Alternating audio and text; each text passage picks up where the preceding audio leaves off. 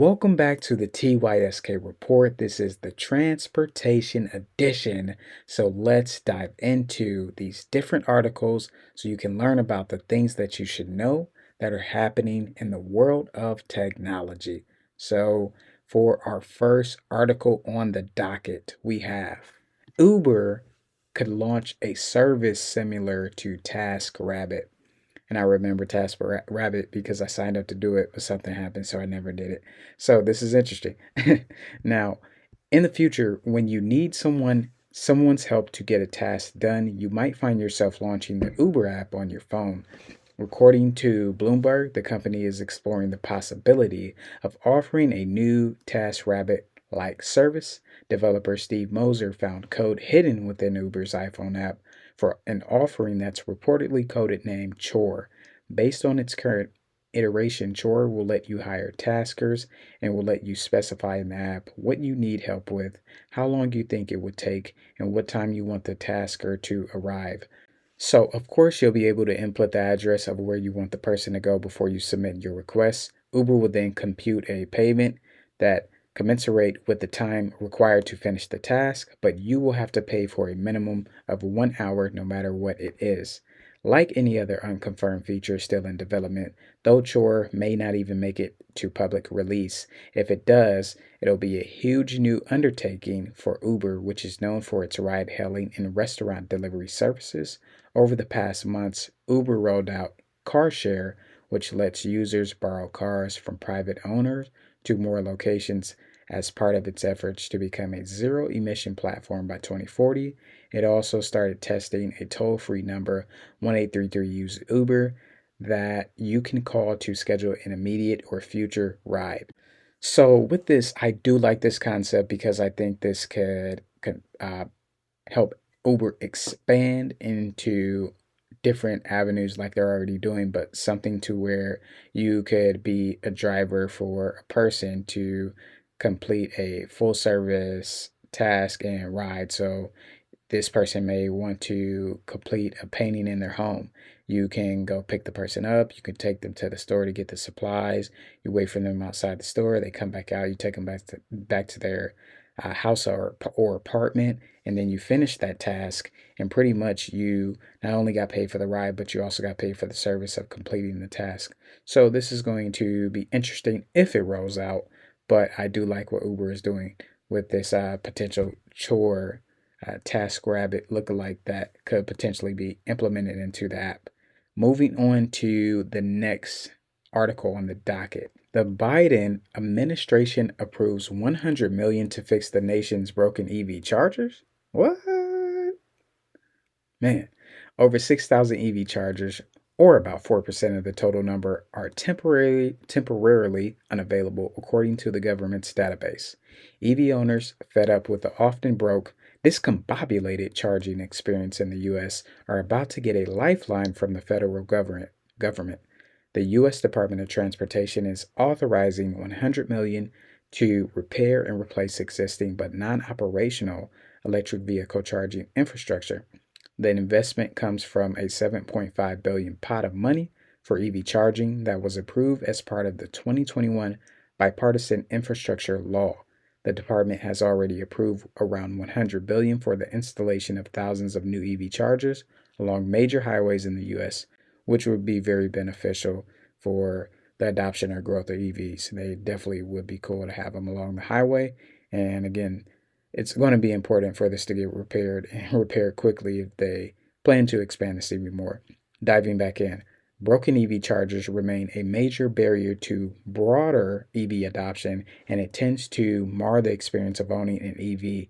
As many EV owners told JD Power earlier this year in a survey, overall satisfaction with EV charging in the US has dropped year over year, the market research firm reports, and is now at its lowest level ever.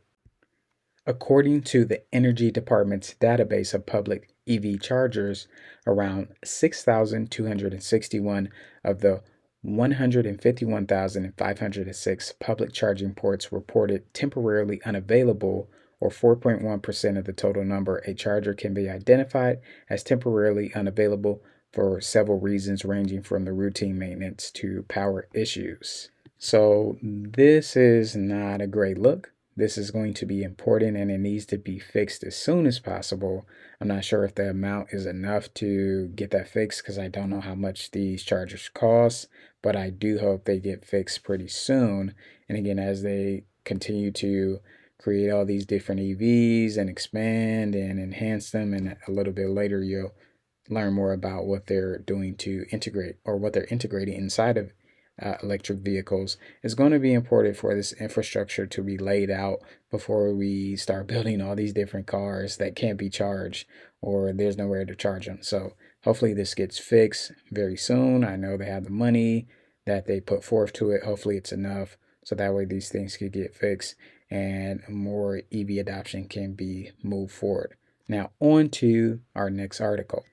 Ford, Honda, and BMW create a new vehicle-to-grid company to help EV owners save money.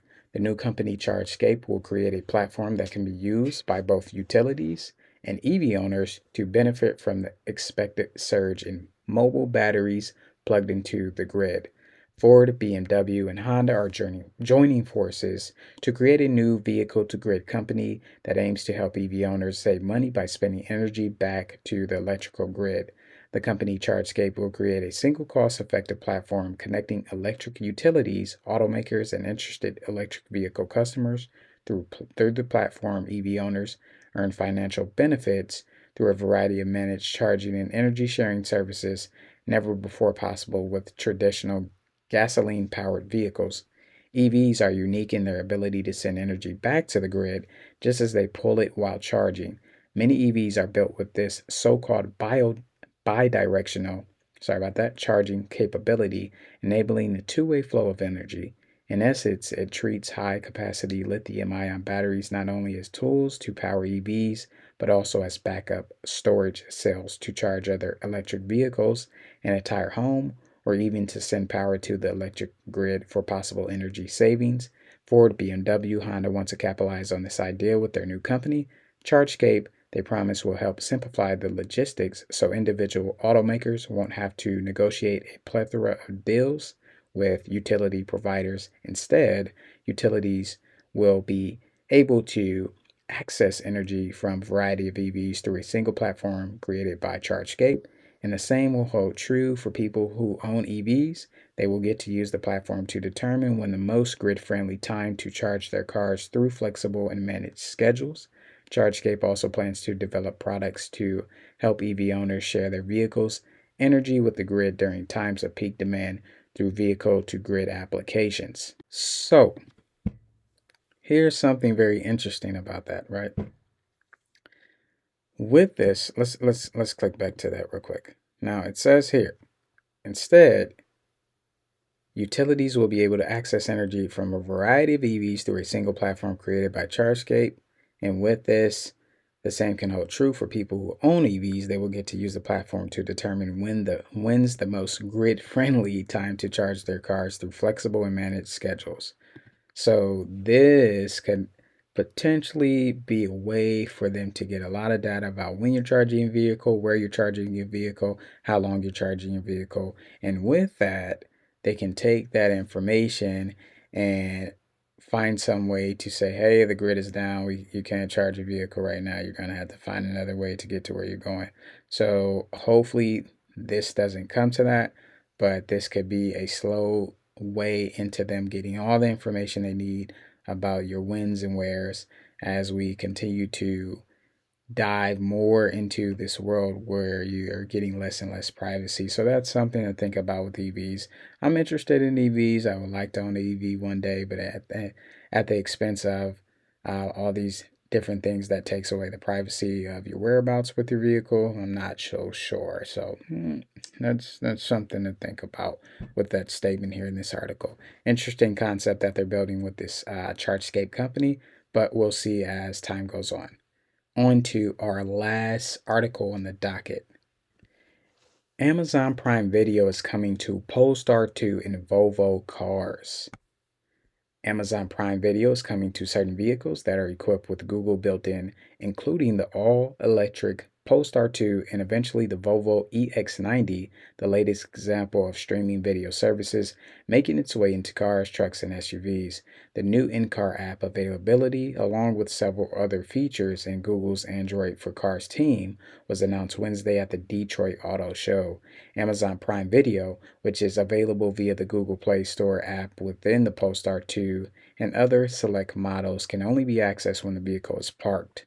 That makes sense for EV owners who might be parked to charge for an extended period of time.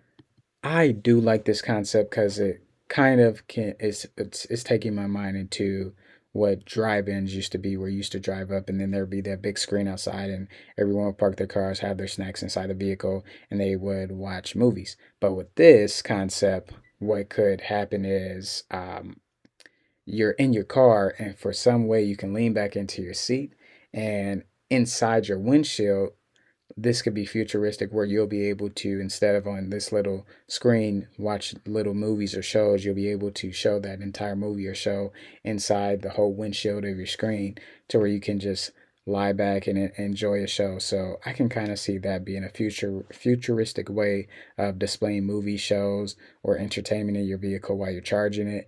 And who knows if there's a longer charge time that you can take, you can find yourself um, having a little movie break or doing something like that. So I do like what Amazon Prime Video is doing with this Polestar car company, and we'll see what other companies would do for entertainment as electric vehicle adoption or electric vehicle enhancements continue to evolve.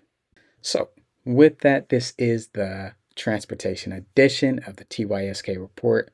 Hopefully, you got something out of these different articles that were presented to you today. And if you found one that was more interesting than the other, please let me know in the comment section below and tell me why that was the most interesting. And as always, I hope that you tell a friend to tell a friend that these are the things that they should know that are happening in the world of technology.